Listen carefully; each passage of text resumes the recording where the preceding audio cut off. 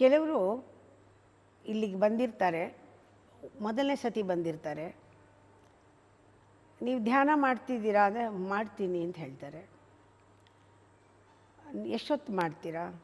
ನಾನು ದಿನ 1 ಗಂಟೆ ಮಾಡ್ತೀನಿ, ಆದರೆ ಸರಿಯಾಗಿ ಆಗಲ್ಲ ಧ್ಯಾನ.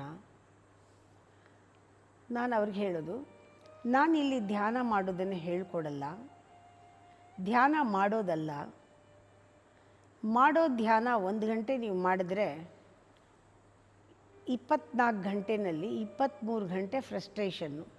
ಆ ಥರ ಧ್ಯಾನ ಮಾಡ್ತೀರಾ?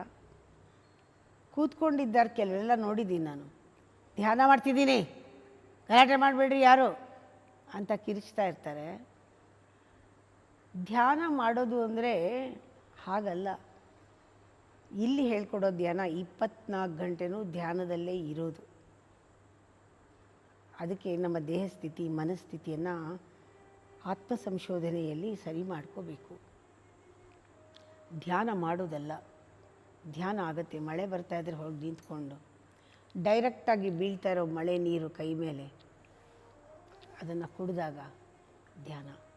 ನೀವೇನು ಮೋಡ ಮಾಡಲಿಲ್ಲ, ನೀವೇನು ಮಳೆ ಬರೆಸಲಿಲ್ಲ, ನ್ಯಾಚುರಲ್ಲಾಗಿ ಬಂತು.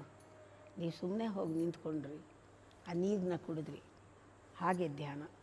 ಸುಮ್ಮನೆ ಇರಿ, ಆಗುತ್ತೆ.